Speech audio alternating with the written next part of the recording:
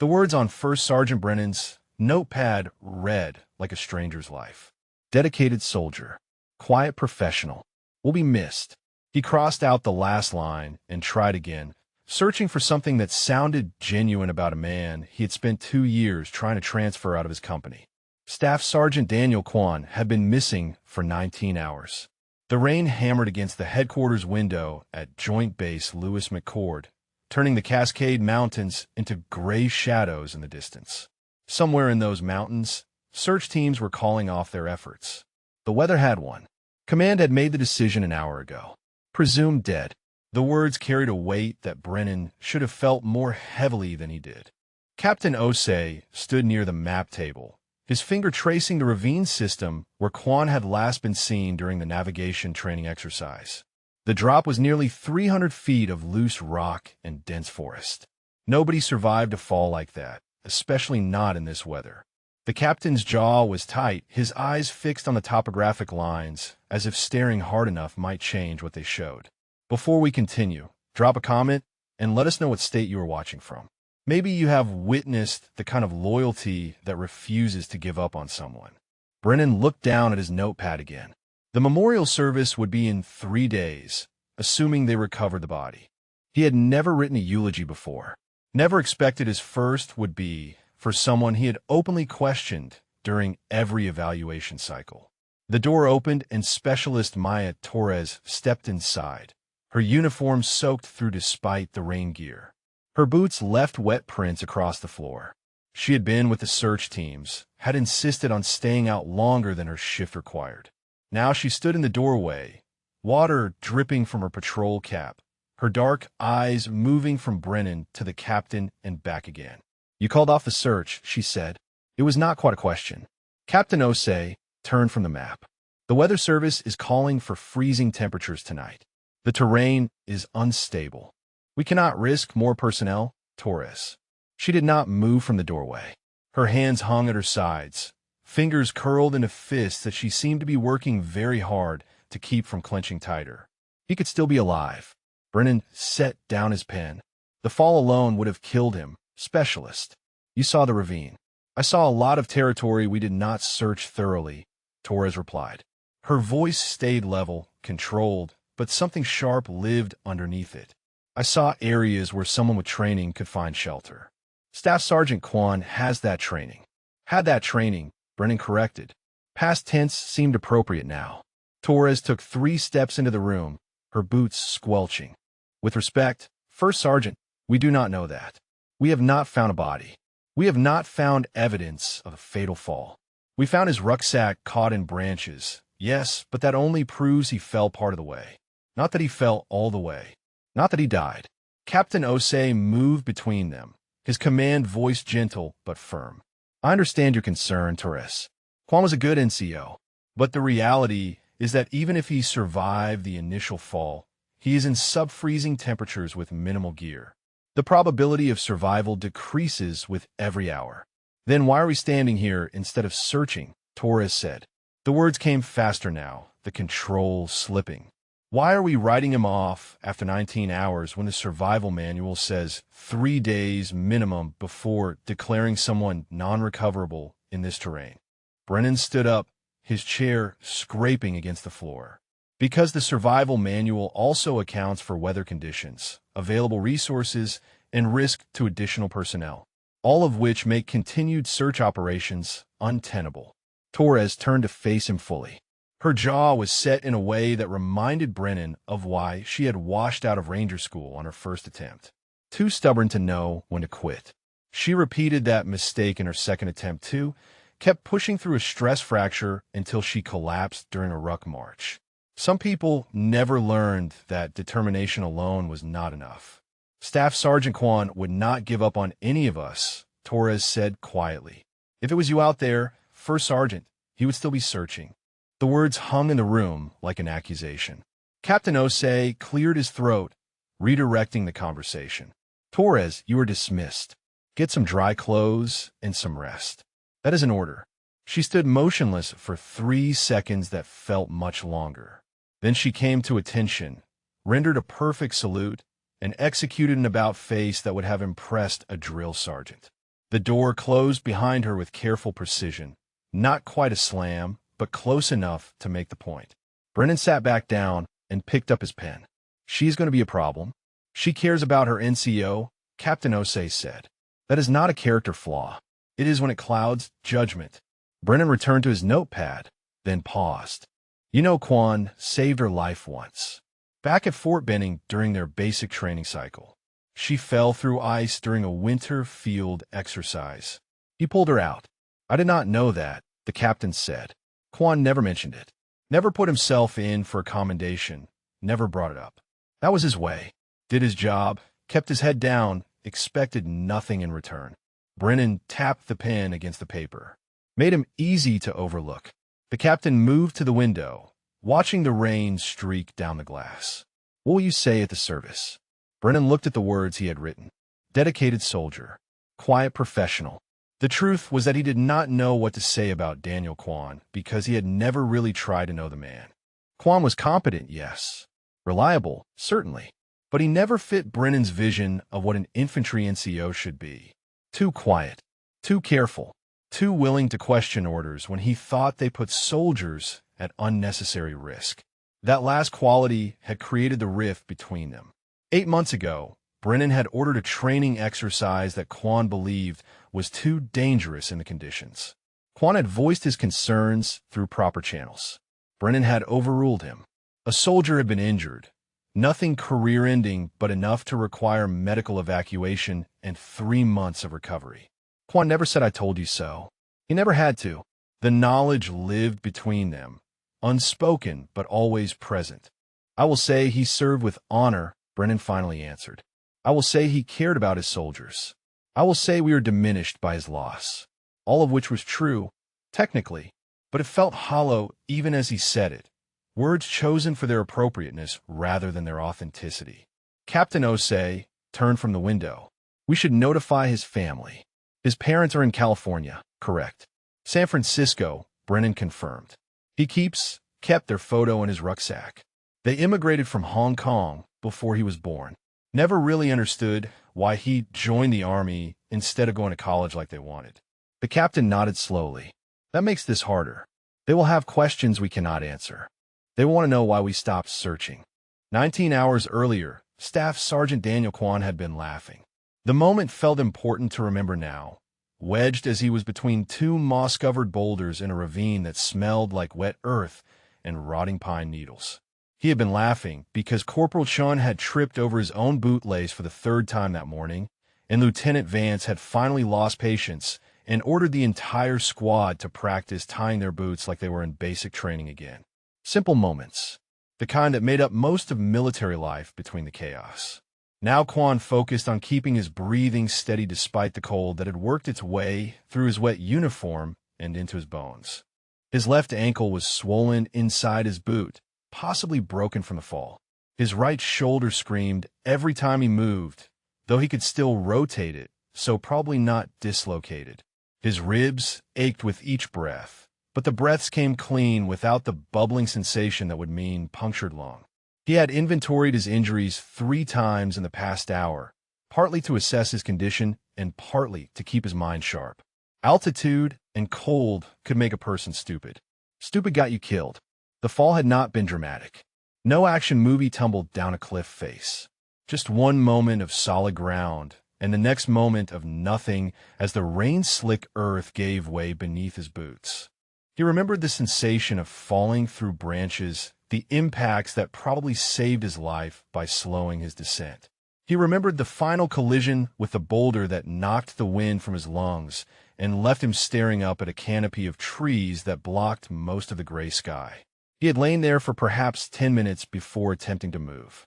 Long enough to understand that he was alone and injured in terrain that had already claimed lives during previous training rotations.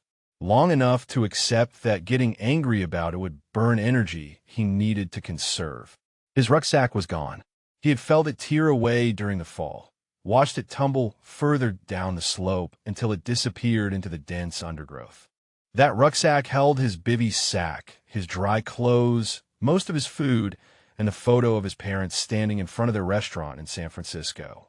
The photo his mother had insisted he carried despite his protests that he was 32 years old and did not need a picture to remember what his parents looked like. What he had left was his patrol cap, somehow still on his head, his rigger's belt with canteen and knife, his compass, a waterproof case in his cargo pocket containing matches and a basic first aid kit, the protein bar he had stashed in his jacket pocket that morning. He also had 12 years of Army training and a stubborn refusal to make his mother right about the military being too dangerous. The ravine he had fallen into ran roughly northwest, cutting through the mountain like a wound. The sides were steep but not vertical, covered in loose rock and thick vegetation. Water ran along the bottom, probably feeding into one of the larger creek systems. In summer, this would be a pleasant hike. In late October, with freezing rain and dropping temperatures, it was a death trap. Quan shifted position carefully, testing his ankle. Pain flared bright and immediate. Definitely broken or severely sprained. Either way, walking was going to be an experiment in controlled agony. But staying still was not an option. The cold would kill him long before dehydration or hunger became factors. He needed shelter. He needed to get dry. He needed to signal his location. In that order, the boulders that had broken his fall also created a small overhang, maybe 4 feet deep and wide enough for a person to squeeze into.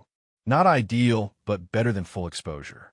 Quan pulled himself backward into the space, using his good leg and his arms to drag himself across the wet ground.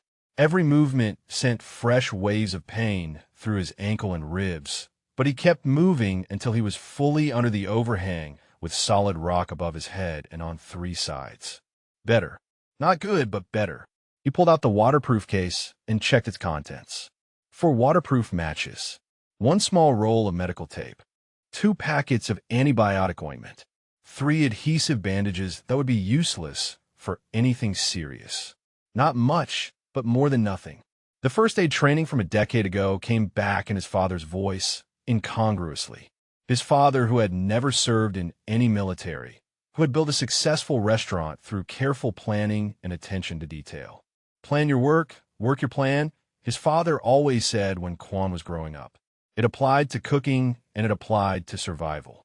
Plan, get dry, create insulation from the ground, conserve energy, signal for rescue. Work, gather dry material from under the overhang where rain had not reached. Use the knife to cut evergreen boughs for ground insulation. Keep movements deliberate and efficient. Quan began pulling moss and dry debris from the deepest part of the overhang, creating a mat of organic material between himself and the cold ground. The work was slow, complicated by his injuries, but it gave him a task, and tasks gave him purpose. Purpose kept panic at bay. He had been on survival exercises before, had practiced these skills in controlled environments with instructors watching and helicopters on standby. This was different. This was real in a way that training never quite captured. Nobody was coming to check on him in 2 hours. Nobody was grading his shelter construction or evaluating his fire-starting technique. The search teams would be looking, certainly. But in this weather, in this terrain, their options were limited. Quan had led enough search and rescue operations to know the calculus. Risk versus probability. Resources versus likelihood of success. At some point, probably soon, someone would make the decision that continuing the search posed too great a risk to additional personnel. He did not blame them. It was the right call, tactically, but it meant his survival was entirely his own responsibility now. Quan finished constructing his ground mat and carefully positioned himself on top of it, arranging his body to minimize contact with cold surfaces while staying under the protection of the overhang.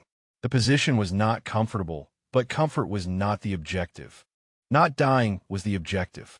His mind wanted to drift, to replay the fall, or imagine the search efforts, or worry about his parents receiving notification that their son was missing. He redirected that energy into inventory and planning.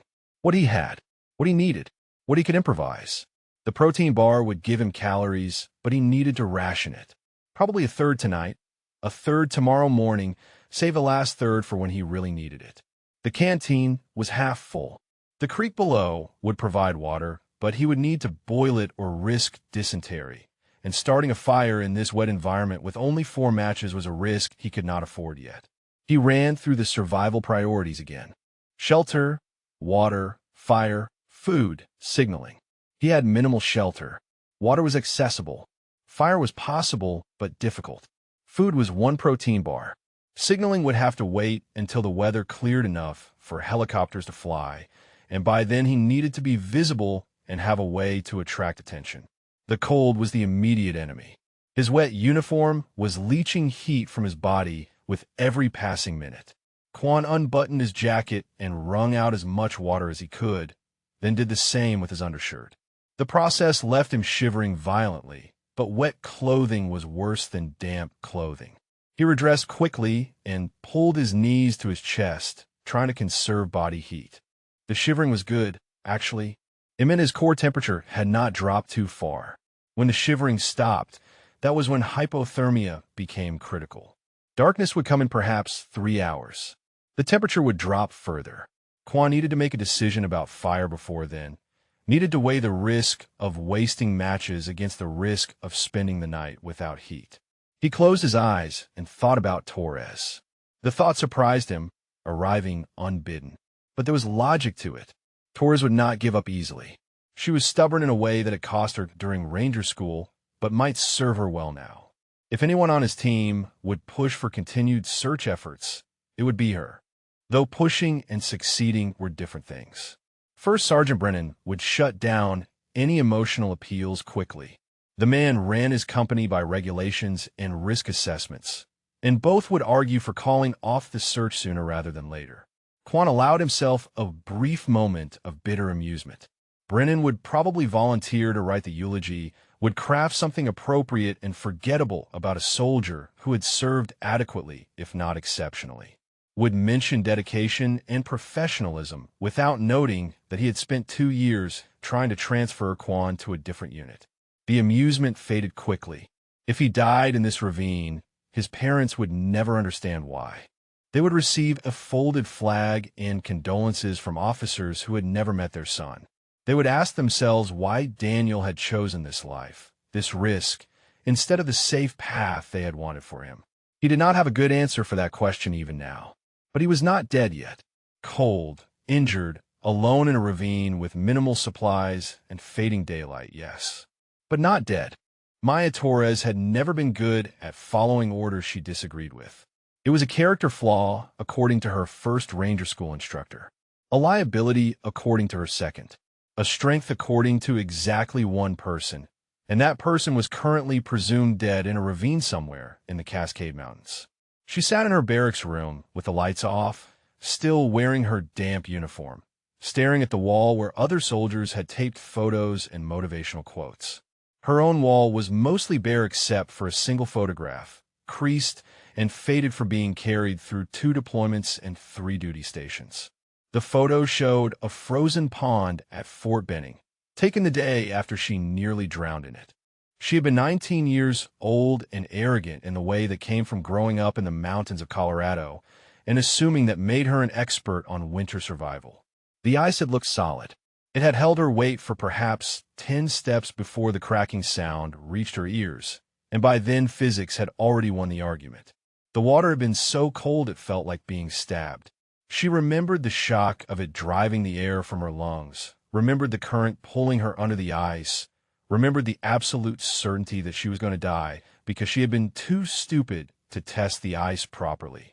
She also remembered hands grabbing her gear, remembered being dragged back through the hole in the ice, remembered lying on the bank coughing up pond water while someone wrapped her in their jacket and yelled for a medic. That someone had been Private Daniel Quan, a trainee from another platoon who happened to be running past when she fell through. He had not hesitated, had not waited for permission, had just gone into the water after her like it was the most natural thing in the world. The Army had given him a certificate of achievement. Torres had tried to thank him properly, but Quan had shrugged it off with the same quiet embarrassment he seemed to apply to any recognition. Just did what anyone would do, he had said. You would have done the same. Maybe, but she had not been the one who actually did it. That memory sat next to the present moment like 2 weights on a scale. Quan had saved her life without hesitation 8 years ago. Now he needed saving, and the army had decided it was too risky to try. Torres stood up and moved her wall locker. Her hands found the rucksack by touch in the darkness, began methodically packing supplies. Bivy sack, thermal layers, high-calorie food bars, first aid kit with the good trauma supplies, not the basic issue garbage, headlamp with extra batteries, rope, carabiners. She was violating a direct order. She was risking her career. She was making a choice that every logical part of her brain argued against. But logic had not pulled her out of frozen water 8 years ago. Quan had. The question was not whether she would go. The question was how to do it without getting caught before she had a chance to search properly.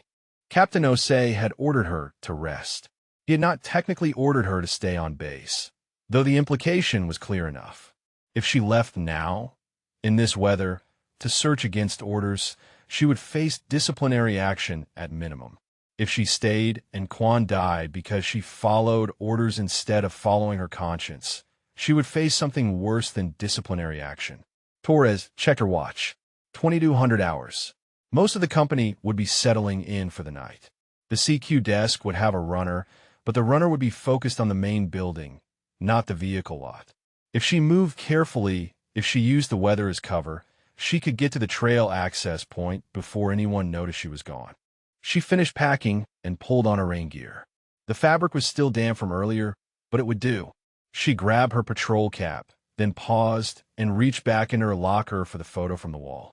She tucked it into her cargo pocket, a reminder of why she was doing this. The hallway was empty, fluorescent lights humming against the silence.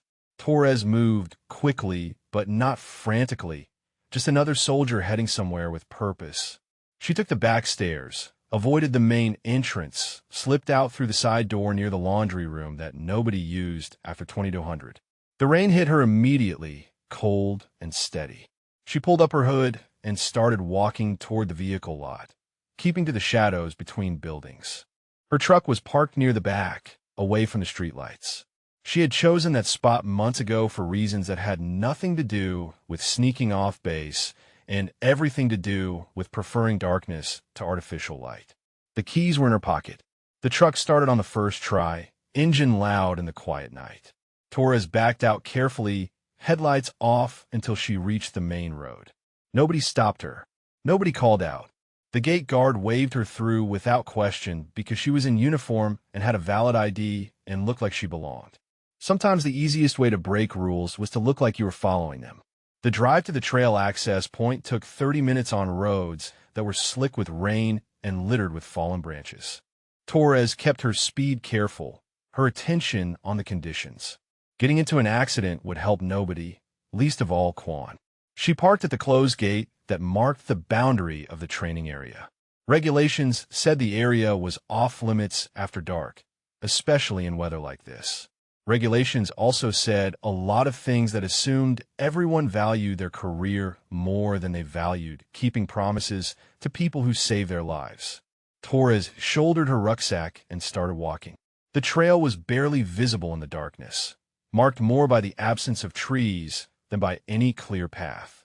Her headlamp cut through the rain in a narrow cone of light that showed about 10 feet ahead and nothing more. She moved carefully, testing each step, mindful of the same wet conditions that had caused Quan to fall. The irony was not lost on her.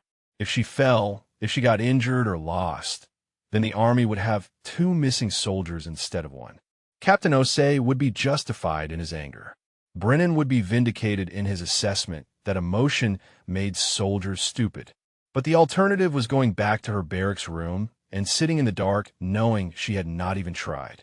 The terrain grew steeper as she climbed. The rain turned to sleet, small pellets of ice that stung her face and collected in the folds of her rain gear. The temperature was dropping fast, confirming the weather service predictions. Sub-freezing by midnight, even colder by dawn. If Quan was still alive, he would be fighting hypothermia now, would be trying to stay dry, stay warm, stay conscious, would be doing all the things they had trained for in classroom exercises that never quite captured how hard it actually was when your body was shaking and your mind was getting foggy and every instinct screamed at you to just close your eyes and rest. Torres pushed harder, legs burning as she climbed. She had memorized the map before leaving, had studied the ravine system where the search teams believed Quan had fallen. The area was extensive, dozens of possible locations, but she had a theory based on the last known position and the terrain features. Water flowed downhill. Injured people sought shelter. The intersection of those two facts narrowed the possibilities. She reached a ridgeline and paused to check her compass. The ravine system was northeast from here, maybe a mile, through dense forest. In daylight with good weather, it would be a 40-minute hike. In darkness with sleet and uncertain footing, it might take twice that. Torres started moving again, angling downslope toward the sound of running water. Her boots slipped on wet leaves and loose rock. Branches caught at her gear, dumped, collected, rained down her neck when she pushed through them. The cold was working its way through her layers despite the exertion of climbing. She thought about Quan sitting in that frozen pond bank 8 years ago, shivering in his wet uniform after pulling her out. He had refused medical attention, had insisted the medics focus on her, had walked back to the barracks in soaked clothes because he had given her his jacket, stubborn in a quiet way that made it easy to miss unless you paid attention. Torres had been paying attention for 8 years. Had watched Quan move through the ranks with steady competence that never demanded recognition. Had seen him deflect praise and redirect credit to his team. Had noticed how junior soldiers came to him with problems because he listened without judgment and helped without making them feel inadequate. Had watched First Sergeant Brennan undervalue him for 2 years because Quan did not fit Brennan's idea of what leadership looked like. The ravine appeared suddenly, a dark gash in the forest floor that her headlamp could not fully illuminate. Torres approached the edge carefully, playing her light across the steep walls and the tangle of vegetation below. The sound of running water echoed up from the darkness, louder than it had seemed from a distance. This was the area, somewhere down there, if the search teams were right about the fall location. If Quan had survived the initial impact. If he had found shelter. If he was still conscious. Too many ifs. Torres cupped her hands around her mouth and shouted into the ravine. "Staff Sergeant Quan." Her voice was swallowed by the sound of rain and rushing water. She tried again, louder. "Quan, it is Torres." Nothing came back except the ambient noise of the storm. She moved along the ridge, calling every 30 seconds, listening for any response. The chances of him hearing her were minimal. The chances of him being able to respond if he did hear were even lower. But doing nothing was not an option she had given herself. After 20 minutes of searching along the ridge, Torres found something that made her stop. A torn piece of fabric caught on a branch, olive drab and rain-soaked, but definitely military issue. She pulled it free and examined it in her headlamp. Standard Army combat uniform material, the kind everyone wore. It could have been from anyone from any time. Could have been there for weeks. But it was the first sign that someone had been here, had passed through this specific location. Torres marked the position on her GPS and began working her way down the slope toward the ravine floor, moving sideways to control her descent, grabbing branches and roots for stability. The slope was treacherous, exactly the kind of terrain that could send someone tumbling if they lost their footing. If Quan had fallen here, had tried to arrest his slide and failed, he could have ended up anywhere in a 100-meter radius. Torres reached the bottom and found herself in a narrow channel carved by water over centuries. Boulders littered the floor, some as large as vehicles. The spaces between them created small caves and overhangs, places where someone might take shelter. She began methodically searching each space, calling Quan's name, listening for responses that did not come. First Sergeant Wade Brennan had been writing eulogies in his head since 0:30, when he should have been sleeping. Dedicated to his soldiers. Committed to excellence. A quiet professional who led by example. The words felt hollow even in his thoughts, shaped more by what was appropriate to say than what was actually true. He sat at his desk in the company headquarters, the notepad in front of him still mostly blank except for the phrases he had tried and crossed out. The memorial service was now less than 48 hours away. The base chaplain had called twice asking for talking points. Captain Osei expected something thoughtful and genuine. Genuine was the problem. Brennan could do thoughtful. He could craft sentences that sounded meaningful and respectful. But genuine required knowing the person you were memorializing, and he had to admit, at least to himself, that he had never really known Daniel Kwan. The knock on his door came at 0700 exactly. Corporal Chun stood in the doorway, his uniform crisp despite the early hour. "Permission to speak, First Sergeant." Brennan waved him in. "What is it, Chun?" The corporal stepped inside, but did not sit, standing at parade, rest with his eyes fixed on a point above Brennan's head. "It is about Specialist Torres, First Sergeant. She is not in her barracks. Her roommate says her bunk was not slept in. Her truck is gone from the lot." Brennan felt the first spike of anger, sharp and immediate. When was she last seen? "Last night, around 2200 hours. She left through the side entrance near the laundry. Security footage shows her leaving the base at 22:30. "Of course she did." Brennan stood up, his chair rolling backward. "Of course she went out there." He moved to the window, looking out at the rain that had not stopped since yesterday. The stubborn ones never knew when to accept reality. They just kept pushing until they got themselves or someone else killed.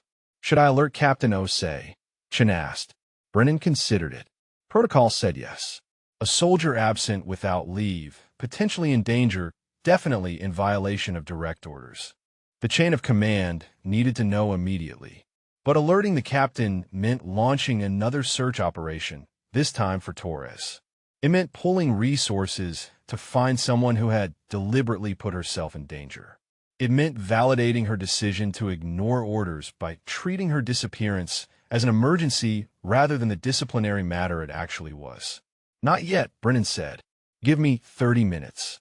I want to confirm her location first before we turn this into a full incident." Chun hesitated. "With respect, First Sergeant, if she is in the training area in these conditions, 30 minutes could matter. I'm aware of the timeline." "Corporal," Brennan turned from a window, "but I'm also aware that Specialist Torres is a fully qualified infantryman with mountain warfare training who chose to violate orders. If we launch a rescue operation every time someone makes a stupid decision, we will never have time for anything else." The words came out harsher than he intended, sharpened by the frustration that had been building since yesterday. Chin's expression did not change, but something shifted in his eyes, a judgment being formed and held back by military courtesy. "Dismissed, Corporal. I will handle this." Chun saluted and left, closing the door with careful precision. Brennan returned to his desk and pulled up the security footage on his computer. The timestamp showed 22:28 when Torres's truck passed through the main gate. The guard had waved her through without question because she was in uniform and looked like she had a legitimate reason for leaving. Nobody had thought to ask where a junior enlisted soldier was going at that hour in that weather. He tracked her route using the base access logs. She had not signed out any equipment from the supply room, had not filed a travel plan or requested permission for off-duty training, had simply packed her personal gear and left, headed for the training area. Had to be. Nowhere else made sense given the context. Brennan picked up his phone and dialed the range control office. "This is First Sergeant Brennan, Delta Company. I need to know if anyone accessed the North Training Area gates last night after 2200 hours." The specialist on duty took a moment to check. "Negative, First Sergeant. All gates were secure. No authorized access after 20 hours yesterday." "What about unauthorized access? Any signs of forced entry or vehicles in unauthorized areas?" Another pause. "We have not run morning checks yet, First Sergeant. I can send someone to verify if you need." "Do that. Call me back with confirmation." Brennan ended the call and stared at the notepad on his desk, at the half-written eulogy for a soldier he had undervalued and a blank space where he should be planning what to say about a soldier who might be adding herself to the casualty list. The irony was thick enough to choke on. Kwan had been the cautious one, the NCO who questioned orders when he thought they put soldiers at risk. Torres was the aggressive one, the soldier who pushed limits and ignored warnings. Yet Kwan was the one presumed dead from an accident, and Torres was the one deliberately walking into danger. Maybe they had that in common. Maybe that was what Brennan had failed to see.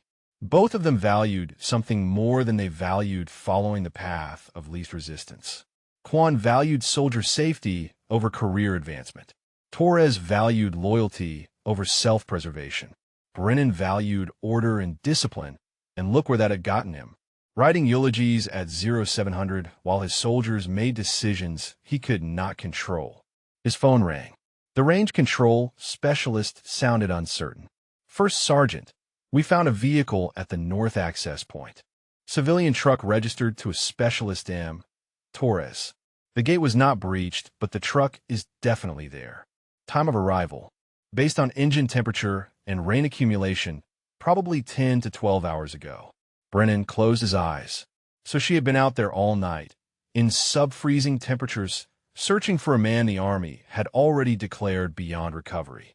Wonderful. Understood. Keep that information restricted for now. I will coordinate response. He ended the call and sat in silence for 30 seconds, working through the options. Report to Captain Osei and launch an official search, which would take hours to organize and would likely result in both Torres and any search team being exposed to the same conditions that had killed Quan. Or drive out there himself, find Torres, and bring her back before this became an official incident that would destroy her career. The smart choice was obvious. Report through proper channels. Let command make the decision. Protect himself from liability. But the smart choice would take time they might not have. Brennan stood up and grabbed his patrol cap and jacket. He stopped at the supply room and checked out cold weather gear, a rescue litter, and a medical kit. The specialist behind the counter gave him a curious look, but knew better than to ask questions. The drive to the north access point took 40 minutes through rain that had turned to freezing precipitation. The roads were getting dangerous, ice forming on bridges and overpasses. Another few hours, and they would be impassable. Torres's truck sat exactly where range control had reported, pulled off to the side near the closed gate. Brennan parked behind it and got out, immediately feeling the bite of wind-driven sleet against his face. He checked the truck bed and found it empty. Checked the cab and found nothing except a gym bag and some paperwork. She had taken all her gear and gone into the training area on foot, in the dark, in conditions that had already killed one soldier and would likely kill anyone who stayed out too long. Brennan shouldered his rucksack and started following the trail, using his headlamp to pick out boot prints in the mud. Torres's prints, based on size and tread pattern, fresh enough that the rain had not completely erased them yet. He had not done a movimento contact patrol in years, had spent most of his recent career behind desks and in planning meetings. His legs protested the pace, his lungs burned in the cold air. But he kept moving, following the trail northeast toward the ravine system. After an hour, he found a first sign that Torres had been searching methodically. Broken branches marked at regular intervals, small cairns of stones placed as navigation markers. She was not just wandering. She had a plan. Brennan kept climbing, his respect for Torres's determination grudgingly increasing despite his anger at her insubordination. This was not a reckless impulse. This was a deliberate operation executed with skill and planning. He reached the ridgeline and saw where she had descended into the ravine. The slope was treacherous, loose rock and wet vegetation. He could see the marks where she had slid, caught herself, controlled her descent. Could see where she had searched along the bottom, methodically checking each boulder formation and overhang. Brennan cupped his hands around his mouth. Torres, this is First Sergeant Brennan. Your position. His voice echoed down the ravine and disappeared into the sound of running water. He tried again, louder. Torres, respond. For a long moment, there was nothing. Then, faint but unmistakable, a voice from somewhere below. First Sergeant, I found him. He is alive. The words hit Brennan like a physical force. Alive. Quan was alive. The soldier he had been writing a eulogy for was alive. And Torres, the soldier who had violated orders and risked her career and possibly her life, had found him. Brennan started down the slope, moving as quickly as he dared. His earlier anger at Torres transformed into something more complex, something that included grudging admiration and profound relief and the uncomfortable recognition that she had been right to disobey him. That maybe, just maybe, loyalty and courage sometimes required breaking rules. That maybe he had been wrong about more than just the search operation. Quan had stopped shivering 2 hours ago. He knew what that meant. His body had burned through its reserves trying to generate heat, had exhausted the shivering response, was now shutting down non-essential functions to protect the core. Hypothermia had stages, and he was deep into the dangerous ones. The stages where your brain got fuzzy and your judgment got questionable, and lying down for a rest seemed like a reasonable idea. He had been fighting the urge to sleep for the past hour, using every mental trick he could remember, counting in Cantonese like his mother had taught him as a child, reciting general orders from basic training, inventorying his injuries in obsessive detail. Anything to keep his mind engaged and active. The protein bar was gone. He had eaten the last third of it an hour ago, had felt the brief spike of energy that came from calories hitting an empty system. That energy was fading now, leaving him more aware of the cold and the pain and the growing certainty that he had survived the fall only to die slowly from exposure. His shelter was adequate but not sufficient.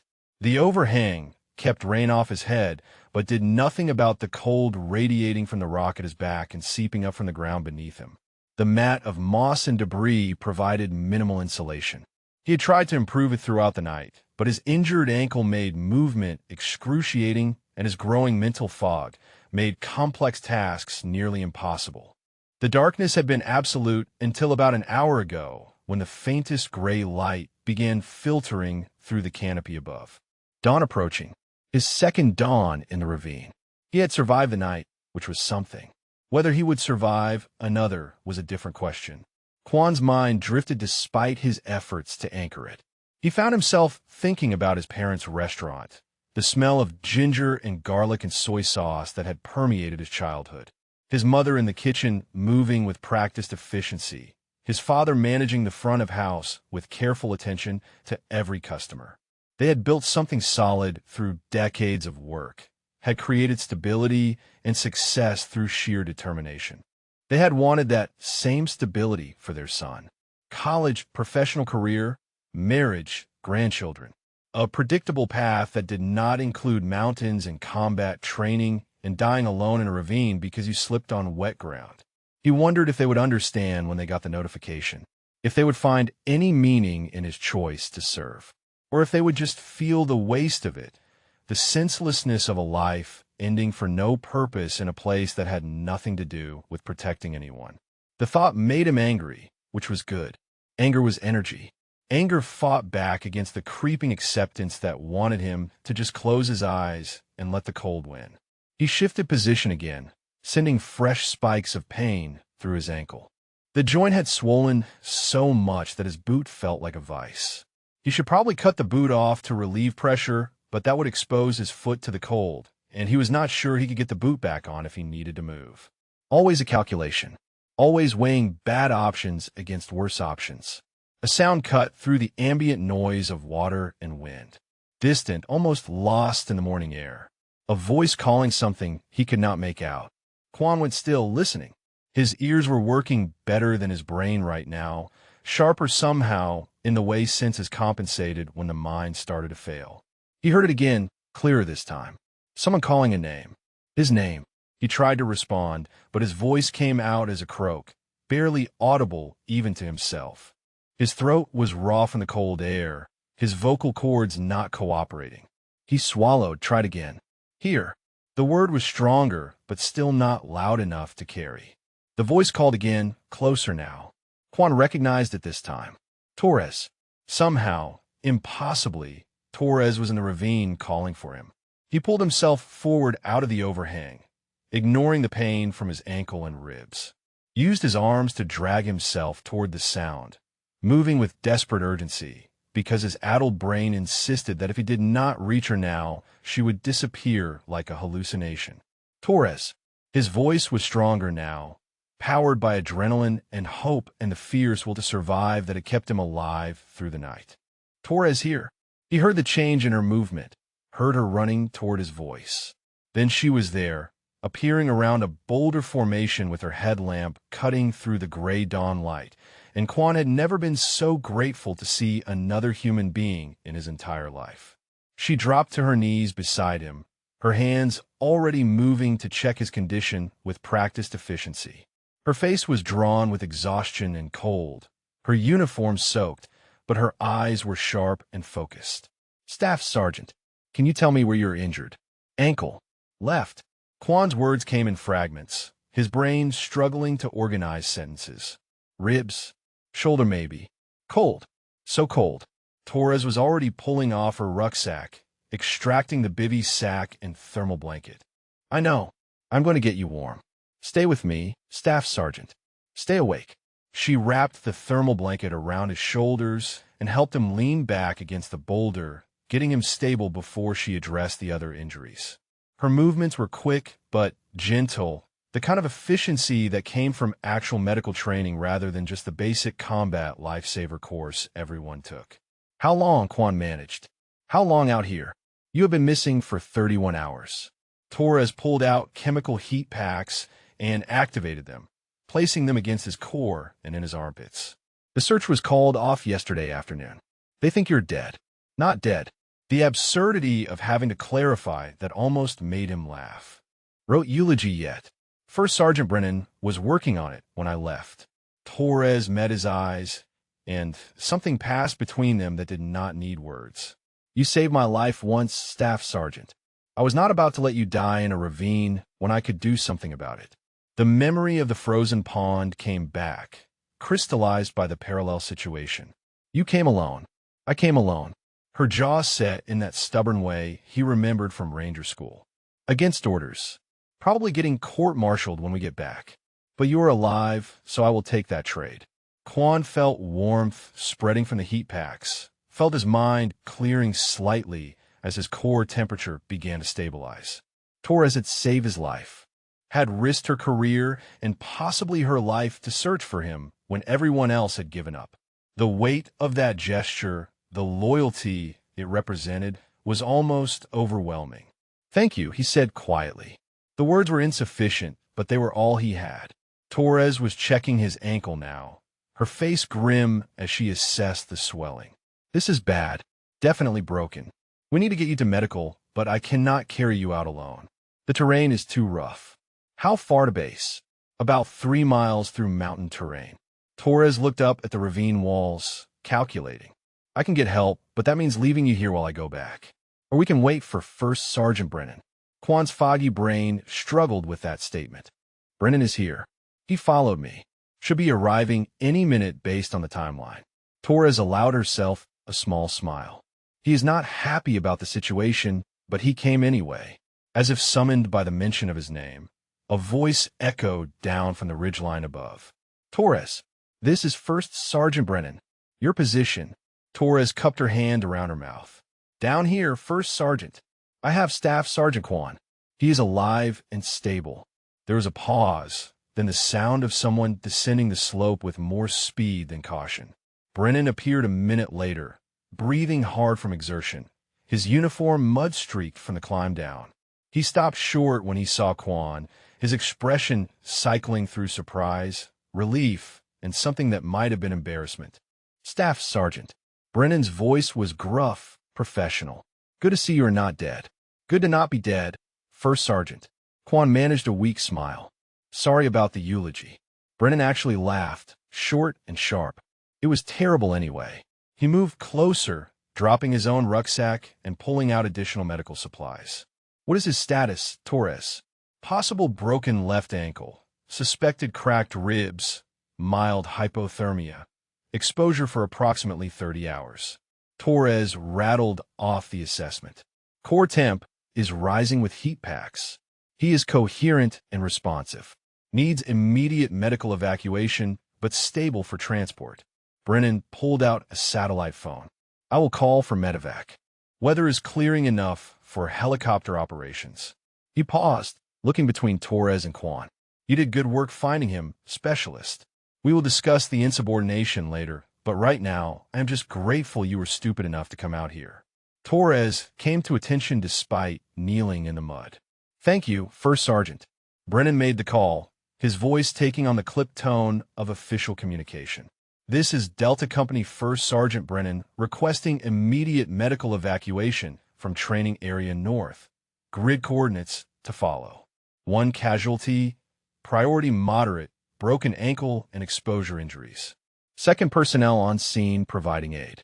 Request extraction for 3 personnel total. He listened for a moment, then responded. Confirmed.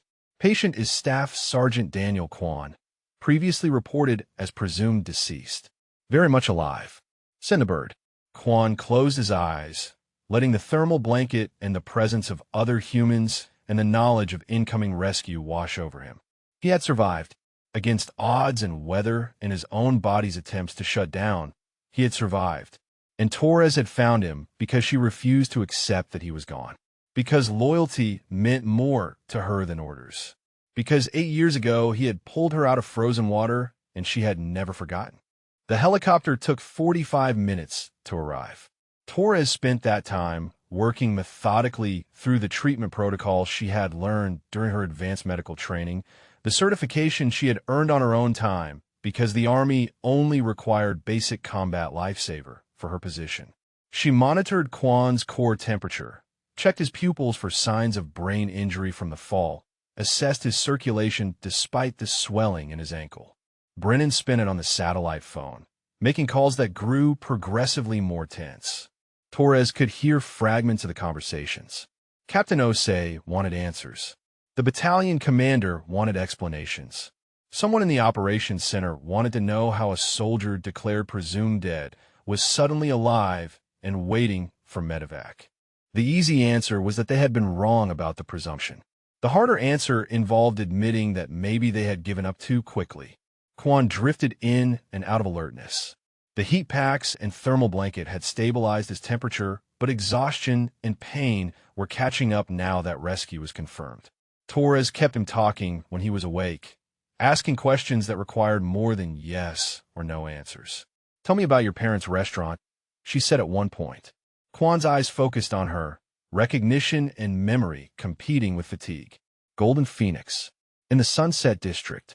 They have been there for 38 years. My mother does the cooking. My father manages everything else. What kind of food? Cantonese mostly. Some fusion things they added over the years to attract younger customers. But the core menu is traditional. My grandmother's recipes. Kwan paused, gathering strength. They wanted me to take it over. Wanted me to go to culinary school or business school. Not the Army. Why did you join? Torres asked.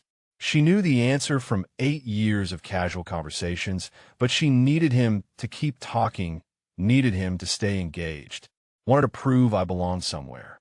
Kwan's voice was quiet, words coming slow. Immigrant kid, always between two worlds. Never quite Chinese enough for my grandmother, never quite American enough for school. The Army does not care where your parents came from, just whether you could do the job. You did the job, Torres said firmly. You do the job better than most. Brennan lowered the satellite phone and looked at them. Helicopter is 5 minutes out. They will lower a litter and a medic. Torres, you're going up first with Kwan. I will follow on the second lift. Torres nodded, already organizing the extraction in her mind. She had trained on helicopter medevac procedures, but had never done it in actual field conditions. The ravine would make it tricky, limited space for the aircraft to hover, downdraft from the rotors creating additional hazards. The sound of the approaching helicopter grew from a distant thump to a roar that echoed off the ravine walls. Torres looked up and saw the Black Hawk appear overhead, the pilot fighting wind and terrain to hold position above the narrow channel. The side door opened and a rescue litter began descending on a cable, guided by a flight medic. Brennan moved to catch the litter as it reached ground level, steadying it against the downdraft. The flight medic came down next, rappelling with practiced efficiency. He was a sergeant first class with a medical patch on his shoulder and the calm demeanor of someone who had done this hundreds of times. What do we have? The medic asked, already moving toward Kwan. Torres gave him the rundown, clinical and precise. Staff Sergeant Daniel Kwan, age 32, exposure for approximately 32 hours. Broken left ankle, suspected cracked ribs, mild hypothermia now resolving. Core temp rising, vitals stable, alert and oriented. The medic did his own quick assessment, confirming Torres's evaluation. Good work keeping him warm. Let's get him in the litter. He looked at Quan. Staff Sergeant, we're going to move you now. It is going to hurt, but we will be quick. They transferred Quan to the litter with careful coordination, Torres supporting his injured leg while Brennan and the medic handled his upper body. Quan's face went white with pain, but he did not cry out, just gritted his teeth until they had him secured with straps. The medic signaled to the helicopter and the cable tightened. Torres grabbed hold of the litter's frame as instructed, positioning herself to guide it during the ascent. The ground dropped away beneath them, the ravine walls sliding past as they rose toward the hovering aircraft. The downdraft was worse than she expected, buffeting the litter and making it spin slightly. Torres held on and kept her body positioned to stabilize the movement, focusing on the task rather than the fact that she was dangling 50 feet above rocks and trees. Hands grabbed the litter at the door, pulling them into the helicopter's cargo bay. The crew chief and another medic secured the litter while Torres unclipped and moved aside. Through the open door, she could see Brennan below, already being hooked up for the second lift. The flight medic was starting in 4-line in Quan's arm, working with smooth efficiency despite the vibration of the aircraft.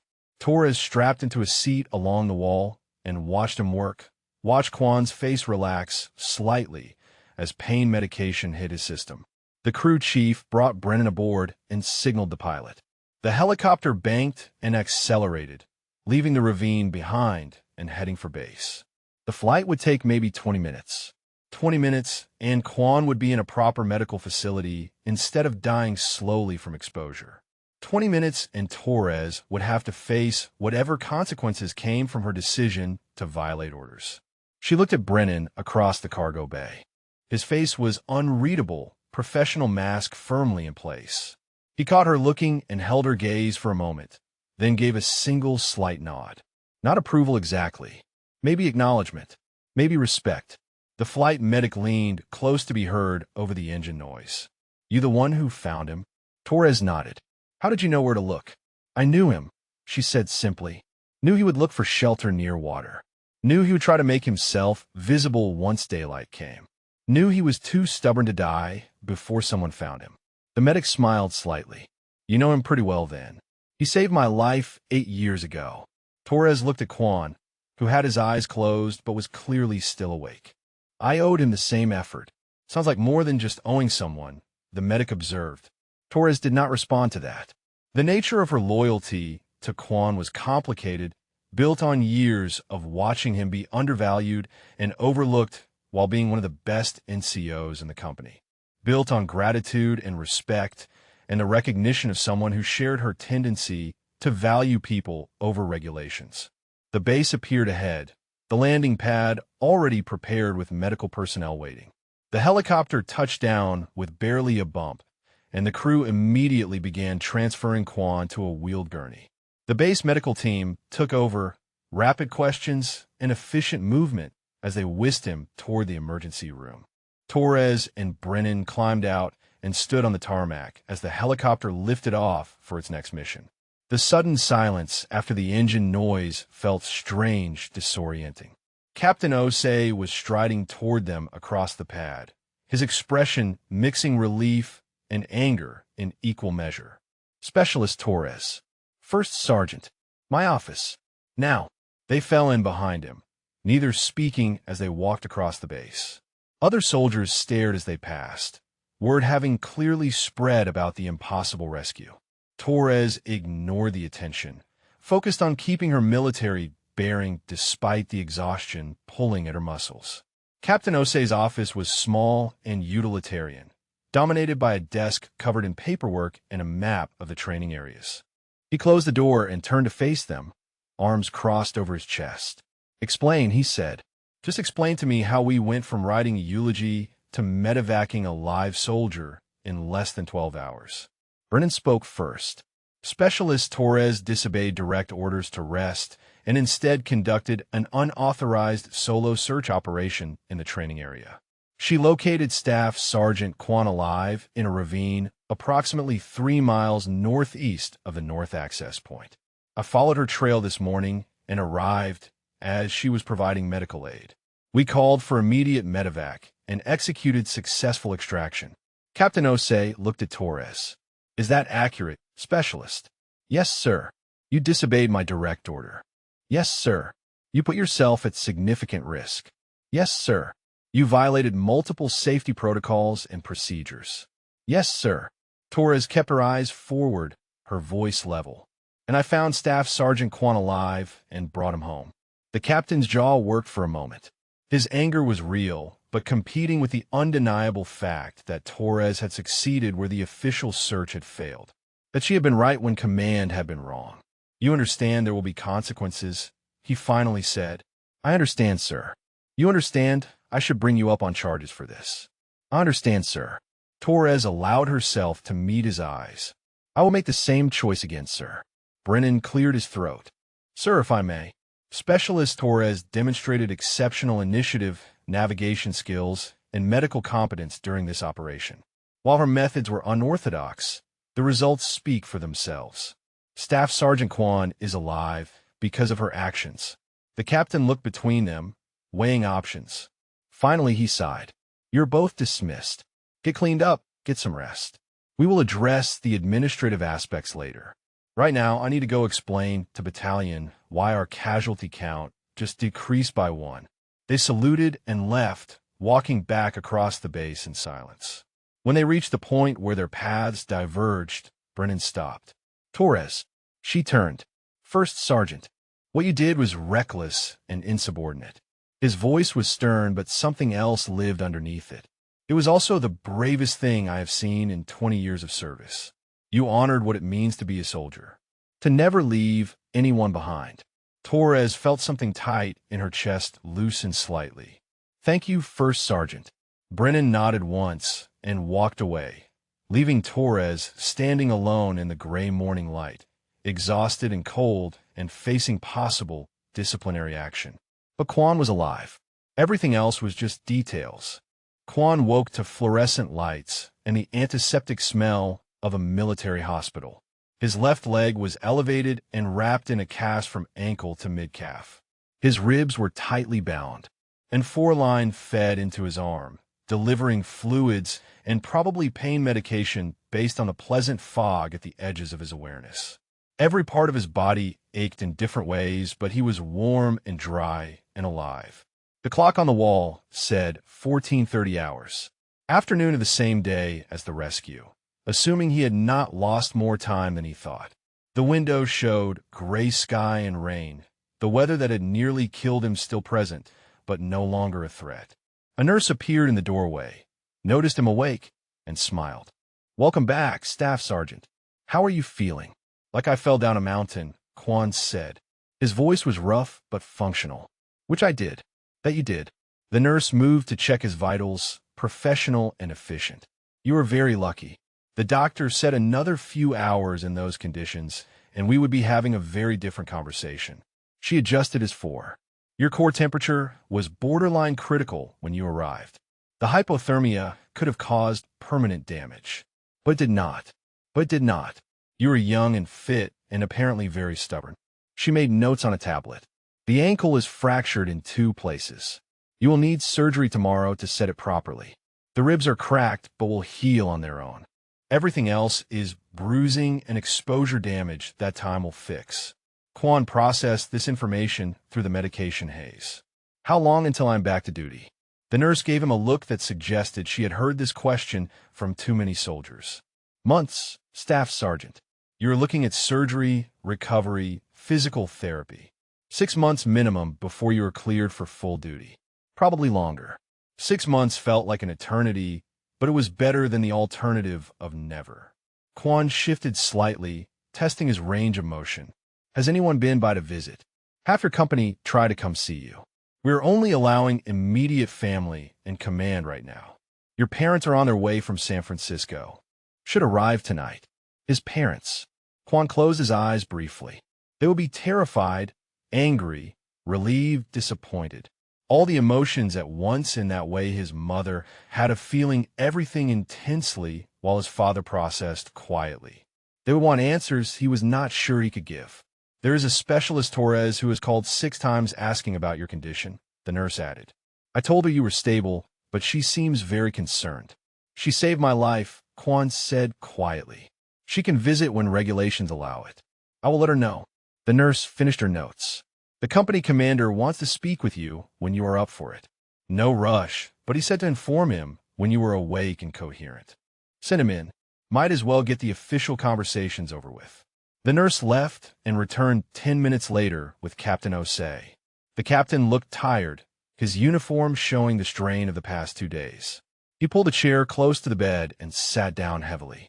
Staff Sergeant Quan, good to see you conscious. Good to be conscious, sir. Captain Osei was quiet for a moment, gathering his thoughts. I owe you an apology. We called off the search too quickly. We made assumptions based on terrain and weather without fully exhausting all possibilities. That was a command failure. Quan considered this. With respect, sir, the conditions were terrible. Continuing the search would have put more people at risk. The decision made tactical sense. Tactical sense does not matter much if we abandon a living soldier. The captain's voice was firm. Torres proved that with better knowledge of your capabilities and determination, we could have found you sooner. Should have found you sooner. Torres violated orders to search for me. She did, and we are still determining what consequences that merits. Captain Osei met Quan's eyes. But between you and me, I am grateful she did. The alternative would have been delivering a flag to your parents for a death that did not have to happen. The weight of that statement settled between them. Quan thought about Torres out in the ravine all night, searching when everyone else had given up. Thought about the risk she had taken, the career she had potentially damaged, all because she refused to accept that he was gone. Sir, whatever disciplinary action is being considered for Specialist Torres, I would like to submit a statement on her behalf. Noted. The captain made a gesture that suggested the bureaucracy around Torres's actions was complicated and ongoing. There is another matter we need to discuss. First, Sergeant Brennan. Quan waited, uncertain where this was going. He has submitted a request to revise your last evaluation. Said his assessment was incomplete and did not reflect your actual performance or value to the company. Captain Osei pulled out a tablet and pulled up a document. He wants to upgrade your ratings in leadership, tactical competence, and soldier care. He also recommended you for promotion consideration ahead of the normal cycle. Quan stared at the captain, trying to process this information through the medication fog. First Sergeant Brennan wrote that. He did. Submitted it this morning while you were in surgery for the ankle. Included a pretty detailed explanation of how he had undervalued your contributions and allowed personal disagreements to cloud his judgment of your capabilities. Quan did not know what to say. Brennan had spent 2 years trying to transfer him out, had questioned his evaluations, dismissed his concerns, made it clear he did not fit Brennan's vision of what an NCO should be. And now he was recommending promotion and upgrading evaluations. Sir, I do not understand. Captain Osei smiled slightly. I think First Sergeant Brennan had what people call a come-to-Jesus moment. Watching someone disobey orders to save a soldier he was writing a eulogy for tends to make you reconsider your priorities. He paused. He also said something about you being right about a training exercise 8 months ago that resulted in a soldier getting injured. I remember that exercise. Brennan admitted that you voiced legitimate safety concerns and he overruled you for the wrong reasons. Said it had colored his view of you ever since, and that was unprofessional. The captain set down the tablet. People do not change their opinions easily in the military. The fact that he is doing this publicly in official documentation says something significant. It says he feels guilty, Quan said quietly. It says he learned something. Captain Osei stood up. Get some rest, Staff Sergeant. Focus on healing. We will handle the administrative pieces. Your job right now is to recover so you can get back to doing what you do best. What is that, sir? Taking care of soldiers, even when it is not convenient or comfortable or appreciated at the time. The captain moved toward the door, then paused. For what it is worth, I'm glad Torres was stubborn enough to ignore me. And I'm glad you were stubborn enough to survive until she found you. He left, and Quan was alone with his thoughts and the quiet beeping of medical equipment. The door opened again after a few minutes. Quan expected another nurse, or maybe a doctor, but instead Corporal Chun stuck his head in tentatively. "Staff Sergeant, you awake?" "Kumin Chen." The corporal entered, looking uncomfortable in the way Junior enlisted always did when visiting senior NCOs in the hospital. He carried a small bag. "The guys wanted me to bring you something." He pulled out a bottle of expensive bourbon, for when you're off the pain meds. "And this." He produced a folder. Quan opened it and found himself looking at pages of signatures and short messages. "Get well soon. We need you back. Should have known you were too mean to die." The entire company had signed it, dozens of names and personal notes. His throat tightened unexpectedly. "Tell them thank you." "I will." Chin shifted his weight. "Staff Sergeant, I wanted to say something. When they called off the search, when they said you were gone, it did not feel right. You were always there for us. Always had our backs. It felt wrong to just give up. You did not make that call," Quan said gently. "I know, but I should have done what Torres did. Should have trusted what I knew about you, instead of accepting what command decided." Chin looked down. She was braver than the rest of us. She was also reckless and insubordinate, Quan pointed out. But yes, she was brave. Worth it, though. Chin met his eyes. Having you back is worth whatever trouble she gets in. After Chin left, Quan lay in the quiet room, thinking about loyalty and courage and the distance between what regulations said you should do and what your conscience demanded you do. Torres had chosen conscience over regulations and saved his life. Brennan had chosen to publicly admit his mistakes and revise his judgments. Even Chun was grappling with the guilt of not doing more. The door opened again. This time was Torres. She looked exhausted, her eyes shadowed with lack of sleep. She had changed into a clean uniform, but her hair was still damp from a recent shower. She stood in the doorway as if uncertain whether she was allowed to enter. Quan smiled despite the pain it caused his ribs. "Get in here, specialist."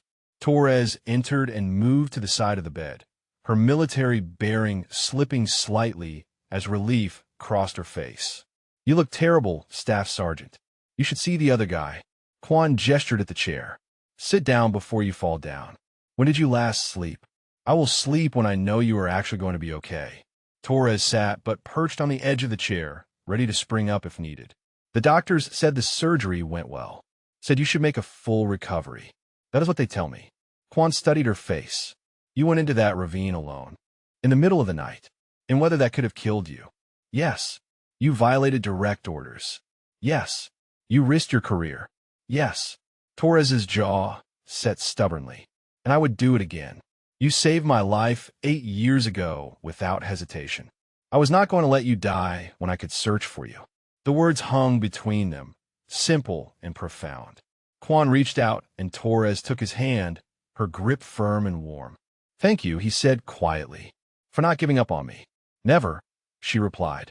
"That is not who we are." Quan's parents arrived at 2200 hours, his mother bursting into the hospital room with the force of 38 years of accumulated worry, finally finding an outlet. She spoke in rapid Cantonese, words tumbling over each other too fast for even Quan to fully process. He caught fragments. "Foolish boy. We told you. Could have died. Why do you do this to us?" His father followed more quietly, his face showing the strain of the past day, but his movements controlled. He placed a hand on his wife's shoulder, gently steering her toward the chair beside the bed. She sat but continued her tirade, switching between Cantonese and English as her emotions demanded. 32 years old, and you are still trying to prove something," she said, gripping his hand tightly enough to hurt. "What do you need to prove, Daniel?" "That you are brave, that you are strong. We already know these things.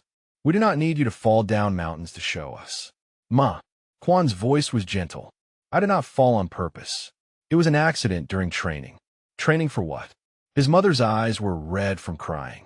"Training to go somewhere dangerous and get yourself killed for real next time. This is what we worry about. This is why we wanted you to stay home." His father spoke quietly. "Your mother has not slept since we got the call. First they said you were missing. Then they said you were presumed dead. Then suddenly you were alive again.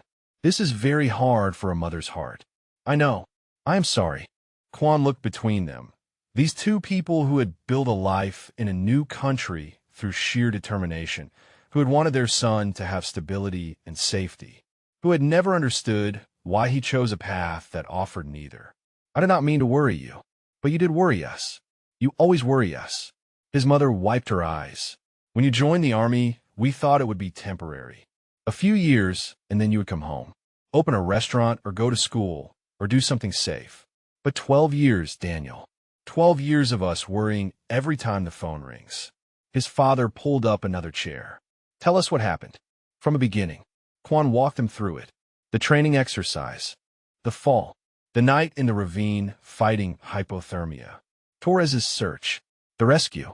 He kept his tone factual, minimizing the danger because that seemed kinder than dwelling on how close he had come to dying. His mother listened with her hand pressed to her mouth.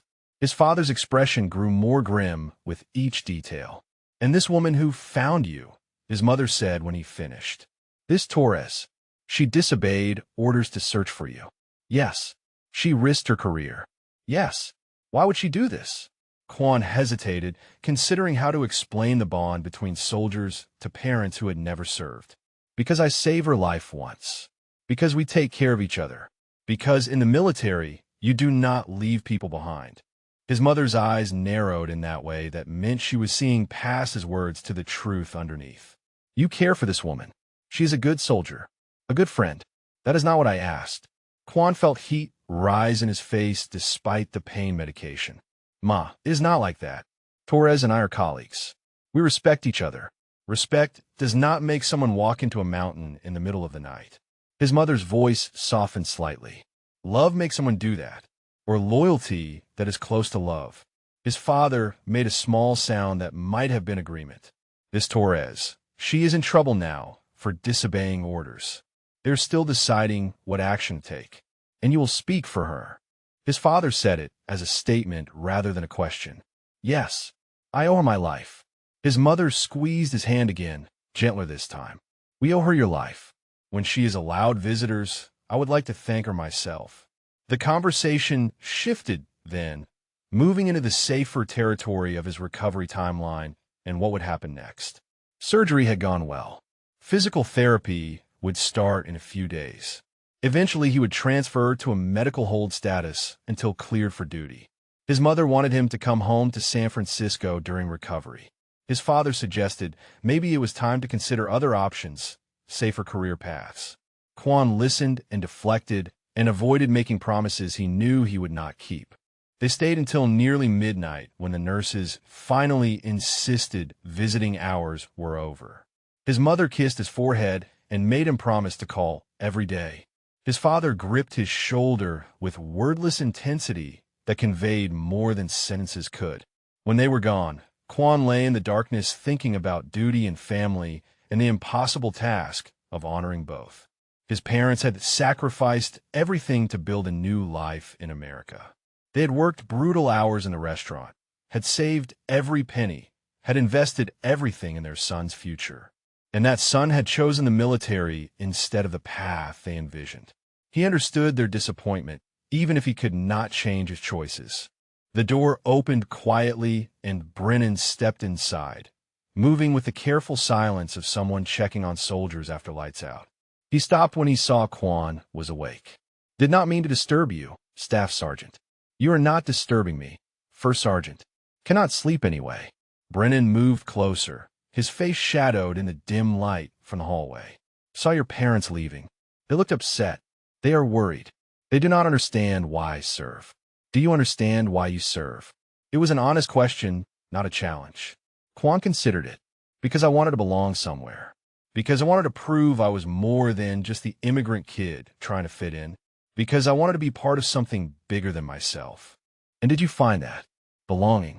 Sometimes. Quan met Brennan's eyes. Not always. Sometimes I felt like I was proving myself over and over without ever quite succeeding. Brennan was quiet for a long moment. I made that harder than it should have been. Made you feel like you had to constantly justify your place in the company. That was wrong. You had your reasons. Bad reasons. Brennan's voice was rough with something that might have been shame. You questioned my judgment on that training exercise. You were right to question it. A soldier got hurt because I was too stubborn to listen. And instead of acknowledging that, I held it against you. Made your professional life harder because my ego was bruised. People make mistakes, First Sergeant. That was more than a mistake.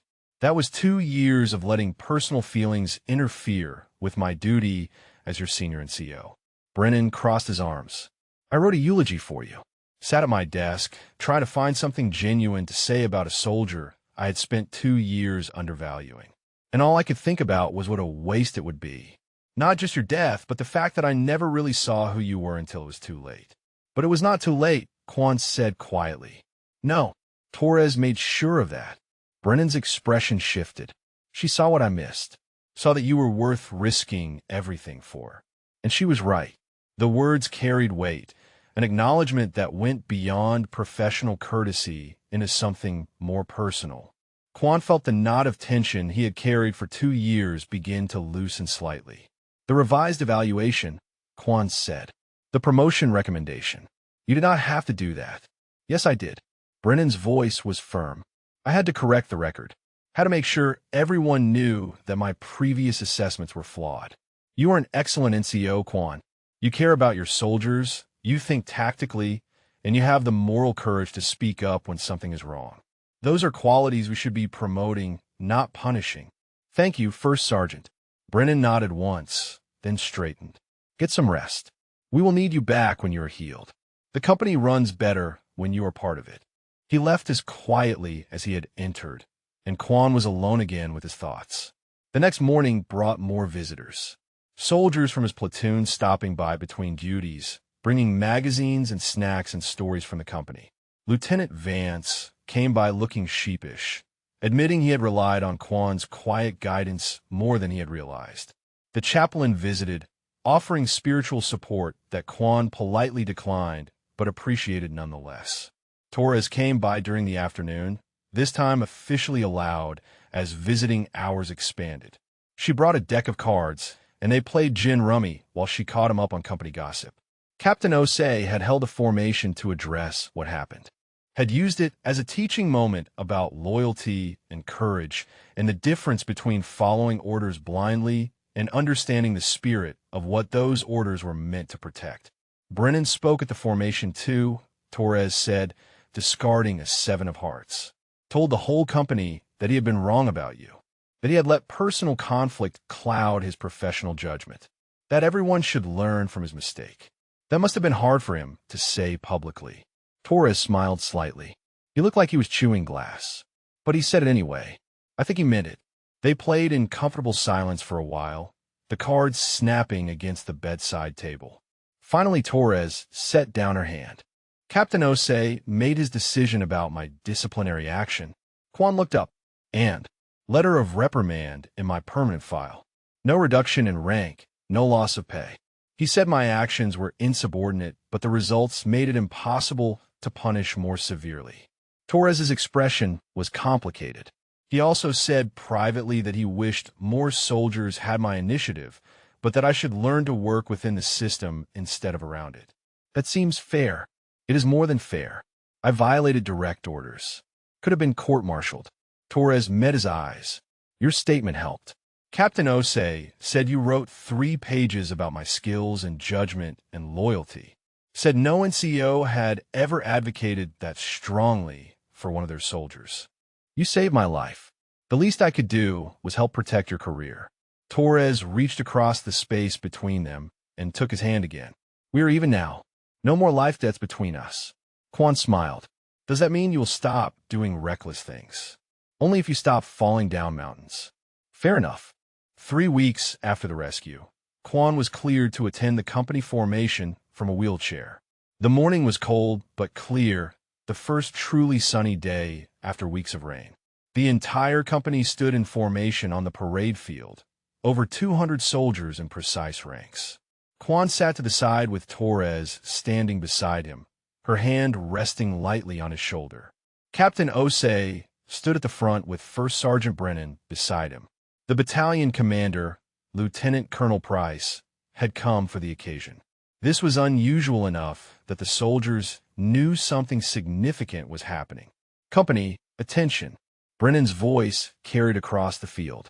The formation snapped with unified precision. Lieutenant Colonel Price stepped forward. At ease. The formation relaxed slightly, but remained focused. I am here today to recognize extraordinary actions by members of this company. Actions that exemplify the Army values we claim to uphold, but do not always demonstrate when it matters most. He gestured toward Quan and Torres. 3 weeks ago, Staff Sergeant Daniel Quan was involved in a training accident that left him stranded in harsh terrain with serious injuries. The official search was called off after 19 hours due to weather conditions and terrain obstacles. By all reasonable assessments, Staff Sergeant Quan should have died from exposure. The formation was silent, every soldier knowing this story but hearing it laid out in official terms for the first time.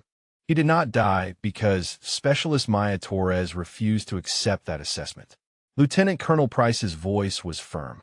Acting on her own initiative and against direct orders, Specialist Torres conducted a solo search operation through the night in sub-freezing conditions.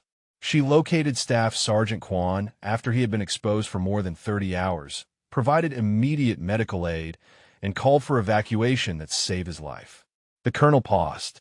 What Specialist Torres did was technically insubordinate. It violated safety protocols. It put her at significant risk. It was also one of the most courageous acts I have witnessed in 26 years of service. He turned to Torres. Specialist Torres, front and center. Torres released Quan's shoulder and marched forward, coming to attention before the colonel. Her face was controlled, but Quan could see the tension in her shoulders. The Army has a complicated relationship with initiative, Lieutenant Colonel Price said. We train soldiers to follow orders, to work within the chain of command, to value discipline and structure. These are important qualities. But we also need soldiers who understand that rules exist to protect people, not to replace judgment. We need soldiers who know when the spirit of the law matters more than the letter of the law. He produced a medal case from his pocket. For your actions in locating and rendering aid to Staff Sergeant Quan, demonstrating exceptional courage and initiative beyond the call of duty, I am awarding you the Soldier's Medal for heroism not involving actual conflict with an enemy. The formation erupted in applause, regulations about silence during formations temporarily forgotten. Torres's eyes widened in genuine shock as the colonel pinned the medal to her uniform. The Soldier's Medal was the highest award for non-combat heroism, rarely given and deeply respected. Well done, Specialist. The colonel stepped back and saluted. Torres returned the salute, her hand shaking slightly. There's one more recognition. Lieutenant Colonel Price turned toward Quan. Staff Sergeant Quan, I understand you cannot stand, but I ask you to come forward as you are able. Torres moved to push his wheelchair, but Quan waved her off. He had been practicing with crutches for the past week, determined not to be completely helpless. He leveraged himself up awkwardly, settled the crutches under his arms, and made his way forward with careful, limping steps. The formation watched in silence as he covered the 20 feet to where the colonel stood. It took longer than it should have, but Quan refused to be wheeled like cargo. He arrived slightly out of breath and positioned himself as close to attention as his injuries allowed. Staff Sergeant Quan, your survival in extreme conditions for over 30 hours demonstrates remarkable resilience and application of survival training. Lieutenant Colonel Price's voice carried approval. But what I want to recognize is something else. Multiple soldiers have come forward to describe how you have mentored them, advocated for them, and put their welfare ahead of your own advancement. That is the mark of a true leader. The colonel produced another medal case. For sustained superior performance and selfless service to your soldiers, I am awarding you the Army Commendation Medal. Additionally, your promotion to Sergeant First Class has been approved ahead of the normal cycle. Congratulations. Brennan stepped forward with a new rank insignia, his face showing genuine pride as he removed Quan's old rank and pinned on the new one. The medal felt heavier than it should, weighted with meaning beyond the physical object. The formation applauded again, and this time Quan saw familiar faces grinning at him. Corporal Chun, Lieutenant Vance, A dozen other soldiers he had worked with over the years. People who had seen him as just a quiet NCO doing his job, now seeing him recognized for exactly that quality. There is one final matter. Captain Osei stepped forward, holding a folder. The original training exercise that resulted in Staff Sergeant Kwan's accident has been reviewed by the Safety Board. Their findings indicate that several protocols were not followed and that concerns raised prior to the exercise were not adequately addressed. Kwan glanced at Brennan, who was staring straight ahead with carefully neutral expression. As a result, Captain Osei continued. New training protocols have been implemented across the battalion. All future exercises in similar terrain will require enhanced safety measures, better communication systems, and mandatory review of any concerns raised by NCOs or junior officers. These changes will be known as the Kwan Protocol. The weight of having safety regulations named after him hit Kwan harder than medals. This meant that other soldiers, in future training cycles, would have protections he had not had. That his accident might prevent someone else from experiencing the same thing. "Thank you, sir," he managed. The formation was dismissed, and soldiers immediately swarmed toward Kwan and Torres, offering congratulations and recounting their own versions of the story. Kwan accepted the attention with his usual discomfort, deflecting praise and redirecting credit to Torres and the rescue crew. His parents appeared at the edge of the crowd, having been invited to attend by Captain Osei. His mother was crying again, but this time the tears seemed different. Proud maybe, or at least more understanding. She pushed through to him and gripped his hands. "Your father and I have been talking. About why you serve. About what it means to you. Ma, you do not have to understand. But we want to." His father joined them. "We may never fully understand, but we can see that this matters to you. That these people matter to you. That you have built something here that is real and important." His mother touched the new rank on his collar. "Sergeant First Class Kwan. This is a good thing, yes. An honor. It is an honor, Ma. Then we are proud, even if we are also still worried." She smiled through her tears. "We will always be worried. That is what parents do." Torres approached, and Kwan's mother immediately pulled her into a hug that startled the younger soldier. "Thank you," she said fiercely. "Thank you for bringing my son back." Torres returned the hug, awkwardly. "Just doing what he would have done for me, ma'am."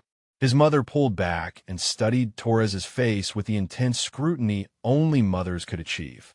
"You are a good soldier, a good friend to my Daniel." "Yes, ma'am. Maybe more than friend someday." His mother's eyes sparkled with something between hope and meddling. "Ma," Kwan's face heated. "Please do not. I'm just saying. A mother can hope." She patted Torres's cheek and moved back to his father, leaving Torres looking equally embarrassed. "Sorry about that," Kwan said. "My mother thinks everyone should be married with 3 children by age 30. Torres laughed. "My mother is the same way. Maybe we should introduce them and let them plan our lives together." The joke hung in the air for a moment, becoming less of a joke and more of an acknowledgement of something neither of them had quite named yet. The bond between them had deepened through the rescue, had become something more complex than just professional respect or even friendship. Kwan cleared his throat. "We should probably talk about that at some point." "Probably." Torres' smile was soft. "But maybe after you can walk without crutches. Romance is hard enough without navigating around medical equipment." "Fair point." Brennan approached, having waited for the crowd to thin.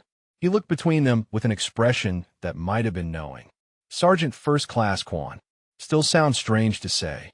Strange to hear, First Sergeant. Get used to it. You have earned it." Brennan's voice was gruff but sincere. "And for what it is worth, I am glad I was wrong about you. Glad Torres proved me wrong by finding you. Glad the whole situation made me reconsider a lot of assumptions I had been carrying." "We all make assumptions," Kwan said.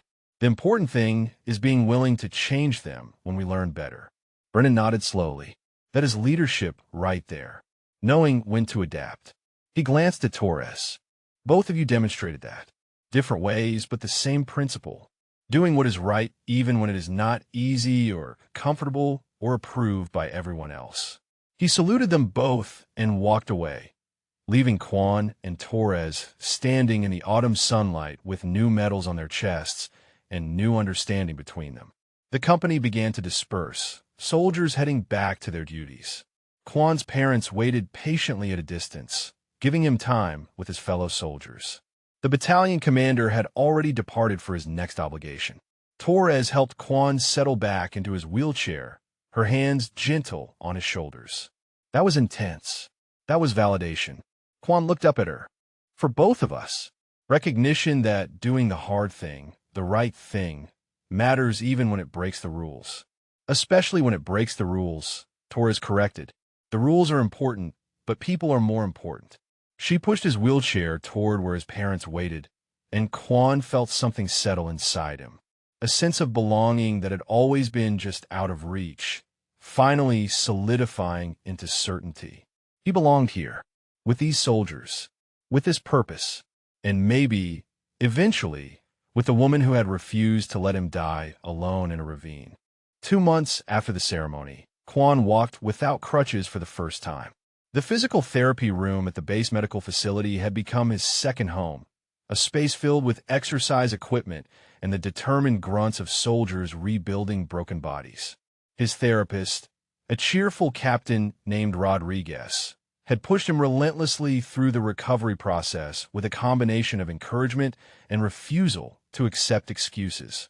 10 steps, she said, standing ready to catch him if he fell. From here to the parallel bars. No crutches, no cane, just you and that rebuilt ankle. Quan positioned himself carefully, testing his weight distribution. The ankle still ached, probably always would to some degree, but the bone had healed and the surgical pins had done their job. He took the first step, feeling the strange combination of weakness and stability in the joint. Good. Keep going. Rodriguez moved alongside him, hands ready but not touching. The rebuilt muscles in his leg trembled with effort but held. He took another step, then another, finding a rhythm that worked despite the lingering stiffness. 10 steps later, he reached the bars and gripped them with both hands, breathing hard from exertion that would have been trivial before the injury. But he had made it. 10 steps unassisted. Outstanding. Rodriguez made notes on her tablet. We will build from here.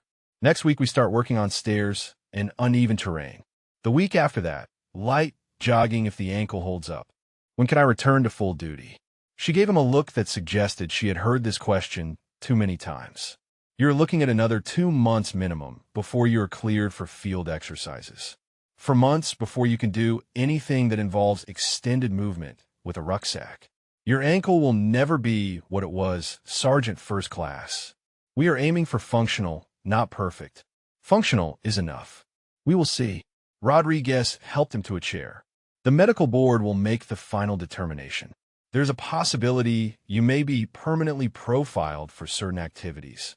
No airborne operations, probably no air assault, definitely no long-distance ruck marches for a while. The reality of permanent limitations settled over Quan like weight. His career would continue, but it would be different, shaped by what his body could no longer do reliably. Some doors had closed the moment he fell down that ravine, but he was alive to face those limitations. That counted for something. Torres was waiting outside the physical therapy room when he emerged. She had taken to timing her visits to coincide with his sessions, claimed it was coincidence, but they both knew better. She smiled when she saw him walking without assistance. Look at you, all fancy and bipedal. Modern medicine is amazing. Quan settled into the wheelchair he still needed for longer distances, his leg already fatiguing from the brief walk. What brings you by? Lunch. She held up a bag from the food court. Also news. Good news or bad news. Depends on your perspective. Torres pushed his wheelchair toward the cafeteria, navigating the hallways with practiced ease. I got orders. Transferring to Fort Bragg in 6 weeks for advanced leadership training. The announcement hit harder than Quan expected. Fort Bragg was across the country in North Carolina. Advanced leadership training meant she was being groomed for promotion and more responsibility. It was excellent for her career and terrible for the thing that had been growing between them over the past 2 months. That is fantastic, he said, meaning it despite the disappointment. You have earned it. Have I? Torres's voice was carefully neutral. Or is command trying to separate us before whatever this is becomes a problem? This being what exactly? You know what? Torres parked his wheelchair at a table and sat down across from him, meeting his eyes directly. We have been dancing around it for weeks.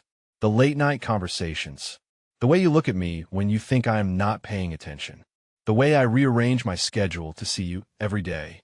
Quan felt heat rise in his face. We work in the same company. We are friends. That is not against regulations. Friends do not feel like this. Torres leaned forward. I saved your life. You advocated for my career. We have been through something intense together, and now there is something between us that goes beyond professional respect or even friendship. And we both know it. The honesty in her words demanded equal honesty in return. You are right. There is something between us. Something I have been trying not to acknowledge, because you are junior in rank and we serve in the same unit, and there are regulations about fraternization. Regulations we could navigate if we wanted to. Torres's expression was intent. People date across rank gaps all the time. They just have to be careful about it. Have to maintain professional boundaries in public. Have to avoid any appearance of favoritism. And what happens when one of us gets promoted again? When the rank gap becomes even wider? When I am in a position to directly influence your career? Quan shook his head. I will not put you in that position. Will not make your advancement dependent on navigating a relationship with me. So your solution is to just ignore what we both feel. My solution is to be realistic about the complications. Quan kept his voice gentle. You're going to Fort Bragg for 6 months. That is good distance, good time to get perspective. Maybe when you come back, we can reassess the situation. Torres sat back, frustration evident on her face. Or maybe when I come back, you will have found another reason why it is too complicated. Another regulation to hide behind. That is not fair, is it not? Torres's eyes flashed. I walked into a mountain in the middle of the night for you. I risked my career, my life, everything because I could not accept losing you. And now you are sitting here telling me we should be realistic about complications. The words hit like accusations, and Quan had no good defense. She was right. He was using regulations and professionalism as shields against the vulnerability of acknowledging what he felt. I'm scared, he admitted quietly. Scared of messing this up. Scared of letting personal feelings compromise professional judgment. Scared of hurting you or damaging your career because I could not maintain appropriate boundaries. So you would rather hurt me now by pushing me away. Torres's voice softened slightly. That is not protection, Daniel. That is cowardice. The use of his first name, something she rarely did, made the statement even more pointed. Quan looked at her across the table. This woman who had saved his life and challenged his assumptions and refused to accept his carefully constructed walls. What do you want from me? He asked. I want you to be honest. Torres reached across the table and took his hand. I want you to stop hiding behind regulations and admit that you care about me the same way I care about you. I want you to take the risk instead of playing it safe. And then what? I care about you, Maya. I care about you more than is probably wise or professional.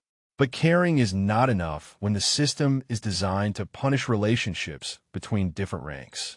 Then we deal with the system. Torres's grip tightened. We follow the rules where we can, and we are careful where we have to be.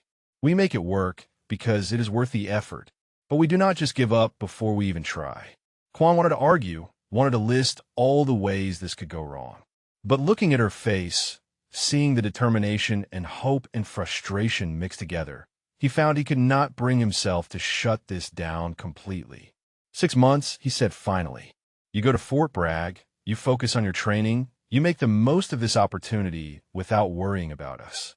When you come back, if you still feel the same way, we figure out how to make it work within regulations. And what about you? What will you be doing for 6 months? Physical therapy, getting back to full duty if the medical board allows it, figuring out what my career looks like with permanent limitations. Quan met her eyes, and missing you probably, but that is better than rushing into something we have not thought through and damaging both our careers. Torres was quiet for a moment, weighing his words. That is the most emotionally honest thing you have ever said to me. I am working on it. She smiled despite the frustration still evident in her expression. 6 months. But you have to promise me something. What? Write to me. Actually write, not just official emails. Tell me about your recovery, about the company, about what you were thinking. Torres squeezed his hand once more before releasing it. I spent a night in a ravine searching for you. The least you can do is stay in touch while I am gone. I can do that. And when I come back, no more hiding behind regulations unless you genuinely do not want to pursue this. If the only reason is fear of complications, we find a way to navigate the complications. Deal. Quan extended his hand, and they shook on it formally. The gesture somehow more binding than a kiss would have been. Deal. They lunched together, conversation shifting to safer topics. Company gossip, Torres's upcoming training schedule, physical therapy milestones, the comfortable dynamic they had built over months of recovery and visits. But underneath the casual conversation, something had shifted. They had acknowledged what existed between them, had put parameters around it, had committed to seeing where it might lead, despite the obstacles. Later, after Torres had left and Quan was alone in his room, he pulled out paper and a pen. He had not written an actual letter in years, everything done through email and text messages. But Torres had asked for letters, and letters required a different kind of honesty. He started writing, words coming slowly at first, then flowing faster. About the accident, about lying in that ravine, thinking he would die, about hearing her voice calling his name and believing for a moment it was a hallucination, about the gratitude and respect that had slowly transformed into something deeper over weeks of recovery. The letter grew longer than he intended, pages of thoughts he had never spoken aloud. When he finished, it was nearly midnight, and his hand ached from writing. He sealed the letter in an envelope and addressed it to her barracks room. She would get it before she left for Fort Bragg, would know that he meant what he said about staying in touch, would know that 6 months was not goodbye, just a pause while they both figured out who they were separately before trying to figure out who they might be together. 6 months passed like water over stone, slowly reshaping everything it touched. Quan returned to full duty with permanent limitations noted in his medical file. No airborne operations. No prolonged ruck marches over mountainous terrain. Limited to duty positions that did not require those physical capabilities. The restrictions effectively ended certain career paths, but opened others. Captain Osei offered him a position as the company operations sergeant, a role that utilized his tactical knowledge and leadership skills without requiring the physical capabilities he had lost. Quan accepted, finding unexpected satisfaction in the planning and coordination work that he had previously considered desk-bound tedium. Brennan had been promoted and transferred to battalion, replaced by a new first sergeant who actually listened when Quan raised concerns. The dynamic in the company shifted, became more collaborative and less hierarchical. Soldiers came to Quan with problems knowing he would help without judgment. He wrote to Torres every week, long letters that covered everything from recovery milestones to philosophical debates about leadership. She wrote back with equal frequency, her letters detailing the challenges of advanced training and her growing confidence as a leader. They did not discuss feelings directly in the letters. That conversation was saved for phone calls every Sunday evening, carefully timed to when they both had privacy. In those conversations, they were honest about the attraction that had not faded with distance, about the complications they would face when she returned, about the hope that maybe those complications could be navigated. His parents visited twice more, bringing food from the restaurant and slowly coming to terms with their son's chosen path. His mother still worried constantly, but had stopped asking when he would leave the army. His father had started asking about his work with genuine interest rather than polite obligation. The company changed around him. New soldiers arrived, older ones transferred. Lieutenant Vance became Captain Vance, took command of another company. Corporal Chun made sergeant. The rhythm of military life continued, deployments and training cycles, and the constant evolution of people and positions. And then, on a cold morning in March, Torres came back. Quan saw her truck pull into the parking lot from his office window. She had arrived a day earlier than expected, probably driving through the night to get here. He watched her get out, watched her stretch after the long drive, watched her look toward the headquarters building as if debating whether to come straight here or check in her barracks first. She chose the headquarters building. Quan met her at the entrance, suddenly uncertain how to greet someone who was both a fellow soldier and something more. Torres solved the problem by saluting formally, her face professionally neutral despite the smile in her eyes. "Sergeant First Class Quan," she said. "Permission to report back to the company." "Granted, Specialist Torres." "Welcome home." They maintained proper distance and formal bearing as they walked to Captain Osei's office for her official check-in. The captain welcomed her back, discussed her new assignment as a team leader, went through the administrative requirements. Torres handled it all with the confidence of someone who had spent 6 months being forged into a better leader. When the official business was done, Captain Osei dismissed them both. He looked between them with an expression that suggested he knew exactly what was happening, but chose to say nothing directly about it. Quan walked Torres to her barracks, carrying one of her bags despite her protests. They did not speak about anything important, just logistics and small talk that filled the space while they figure out how to be around each other again. At her barracks door, Torres turned to face him. "I got your letters. All 26 of them. I got yours. 28 if we are counting." She smiled. Overachiever. Her expression sobered. 6 months did not change anything, Daniel. "I still feel the same way." "So do I," Quan admitted. "Which means we need to figure out how to do this properly. By regulations." Torres nodded. "I talked to a JAG officer at Bragg. Confidentially. Asked about fraternization policies for our situation." "And what did they say?" "They said as long as we are not in the same direct chain of command, and there is no appearance of favoritism or abuse of position, relationships between NCOs of different ranks are not prohibited." Torres pulled out a folder from her bag. "I also requested a transfer to a different platoon within the company. Put in the paperwork before I left Bragg. It was approved yesterday. You transferred platoons. Different chain of command. You work at company level, I am at platoon level. No direct supervisory relationship." Torres met his eyes. "I told you I was not giving up on this." The care she had put into navigating the regulations, into creating a situation where they could pursue this without violating professional standards, touched him more deeply than grand gestures would have. "Dinner tonight," he said. "Off base. Somewhere we can talk without worrying about who sees us." "I would like that." They had dinner at a small restaurant in town. Nothing fancy, but private enough for honest conversation. Over mediocre pasta and decent wine, they talked about what 6 months apart had taught them. Quan spoke about learning to accept his limitations, about finding satisfaction in different aspects of his work, about realizing that his worth was not tied to his physical capabilities.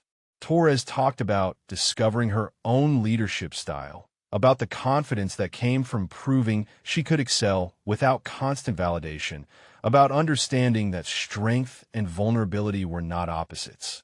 "I'm not the same person who went into that ravine," Quan said. "The accident changed me. The recovery changed me more." "Good," Torres replied.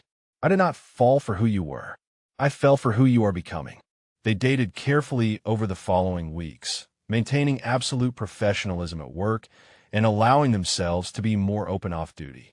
They were honest with their respective chain of command about the relationship, documented everything properly, and made sure there was never any question of impropriety. Some soldiers gossiped. Most did not care. Captain Osei called them both in once to ensure they understood the boundaries and expectations, then gave his unofficial blessing by inviting them both to his family barbecue. Brennan, now working at battalion, heard about the relationship and called Quan into his office. Quan expected disapproval, got something closer to satisfaction instead. "You two earned this," Brennan said simply. "You both nearly died for each other. If anyone has the right to navigate the complications, it is you." 3 months after Torres returned, Quan invited her to meet his parents properly, not as the soldier who saved their son, but as the woman he was building a future with. His mother immediately adopted Torres, dragged her into the kitchen to teach her family recipes, and extracted her entire life story over dumplings. His father was more reserved, but approved in his quiet way. "She is strong," he told Quan later. "Not just physically. Here, He tapped his chest. Strong where it matters. Like you, Torres brought Quan to Colorado to meet her family, a boisterous clan of ranchers who immediately tested whether he could keep up with their mountain hiking despite his ankle limitations.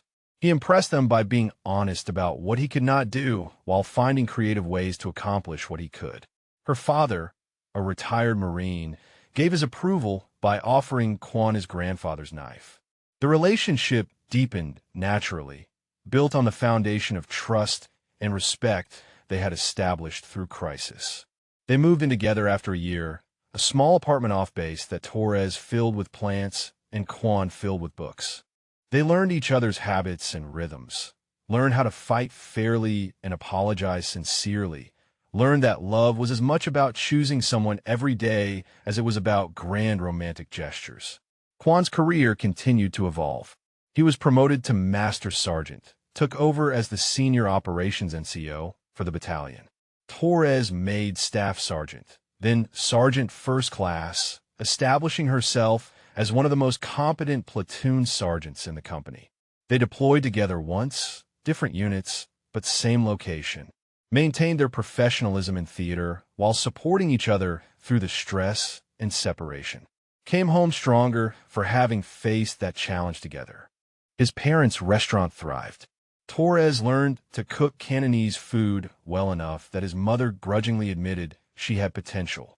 Quan learned that sometimes the family you build is as important as the family you are born into, and that both deserved equal honor. The company changed leadership again. New faces, new challenges, new soldiers who heard the story of the staff sergeant who survived and the specialist who refused to give up, but did not fully understand what it meant until they faced their own moments of crisis. Quan and Torres became the example others pointed to, not just of courage or loyalty, but of what it meant to truly take care of each other, to value people over regulations when it mattered, to understand that sometimes the right thing and the easy thing were different, and character was defined by which one you chose. On the anniversary of the rescue, they hiked to a ridgeline near the training area. Not the same one. Quan's ankle would not handle that terrain, but close enough. They stood looking out over the mountains where he had nearly died, and she had refused to accept his death. I think about that night a lot, Torres said quietly, about how close we came to never having this. I think about it too. Quan took her hand, about how one accident, one fall, led to everything that came after, the pain and the recovery and finding you again in a different way. No regrets. About falling down the mountain, many regrets. About everything that happened after. She squeezed his hand. None at all. They stood in comfortable silence, watching the sun set over terrain that had tried to kill him and failed. Watching light paint the ridgelines gold, and understanding that sometimes the worst moments of your life led directly to the best ones. That survival was about more than just not dying. It was about finding reasons to live that made the struggle worthwhile. And that love, real love, was worth navigating every regulation and complication the world could throw at it. 5 years after the accident, Quan stood on a different ridgeline entirely. This one was in the Rocky Mountains of Colorado, on land that belonged to Torres's family. The view stretched for miles, peaks and valleys painted in the golden light of late afternoon. Behind him, chairs were arranged in neat rows facing a simple wooden arch decorated with wildflowers. Ahead, the sun was beginning its descent toward the horizon. His ankle ached slightly from the climb, a permanent reminder that some wounds never fully healed. But he had made the hike without assistance, had proven to himself and everyone watching that limitations were just parameters to work within, not barriers to stop at. Corporal Chun, now Sergeant First Class Chun, stood beside him as best man. Captain Osei, now Major Osei, would officiate the ceremony. Brennan had flown in from his new posting in Germany, sitting in the front row with Quan's parents and Torres's boisterous family. The guests were a mix of military and civilian, soldiers who had served with them and family members who had watched their relationship develop. Everyone who mattered was here on this mountain to witness what came next. Music started, something acoustic and simple. The guests stood and turned toward the trail. Torres appeared at the top of the path, walking beside her father. She wore a simple white dress that somehow looked perfect against the mountain backdrop, her hair loose around her shoulders instead of pulled back in the tight bun regulations required. She was stunning in a way that had nothing to do with the dress and everything to do with the confidence and joy radiating from her. Quan felt his throat tighten as she walked toward him. 5 years ago, she had walked into a ravine in the dark to find him when everyone else had given up. Today, she was walking toward a future they would build together, and somehow that felt like an even braver choice. She reached the arch, and her father shook Quan's hand with a grip that still tested his strength. "Take care of my daughter," the old Marine said quietly. "She is strong, but she chose you to be stronger with." "I will, sir." Every day. Torres's father stepped back, and she took Quan's hands, her smile bright enough to compete with the sunset. Major Osei cleared his throat and addressed the assembled guests. "We are gathered on this mountain to witness the marriage of Master Sergeant Daniel Quan and Sergeant First Class Maya Torres. I have had the privilege of serving with both of them, of watching them grow as leaders and as people. Their story is one of courage, loyalty, and the kind of love that earns the right to exist through action rather than just words." He turned to them. "Daniel and Maya have chosen to write their own vows. Daniel, you may begin." Quan took a breath, centering himself the way he did before any important mission. "Maya, 5 years ago you saved my life by refusing to accept that I was gone. You walked into dangerous terrain in terrible conditions because loyalty meant more to you than safety. But what you did after that mattered even more. You challenged me to be honest about my feelings. You navigated every complication and regulation to make this possible. You loved me through recovery and limitation and the slow process of becoming someone worth building a life with." His voice was steady despite the emotion pressing against his chest. "I promise to honor that courage by being equally brave in how I love you. I promise to never hide behind rules or fear when honesty is required. I promise to be your partner in every sense, to support your dreams the way you supported my recovery, to choose you every day the way you chose to search for me that night. I promise that no matter what mountains we face together, literal or metaphorical, we face them as a team." Torres was crying, quiet tears that she made no attempt to hide. She squeezed his hands and began her own vows. "Daniel, when I went into that ravine, I was looking for the soldier who pulled me out of frozen water 8 years earlier. I was looking for the NCO who always put his soldiers first. I was looking for the man who had integrity, even when it cost him professionally." She smiled through the tears. "What I found was all of that and more. I found someone who was worth the risk, worth the career complications, worth navigating every obstacle the world put between us." Her voice strengthened. "I promise to always see you the way I saw you that morning in the ravine, as someone worth fighting for. I promise to match your honesty with my own, to never let fear keep me from telling you what matters. I promise to be your teammate through every challenge, to help you navigate limitations while celebrating capabilities, to build a life with you that honors both our service and our love.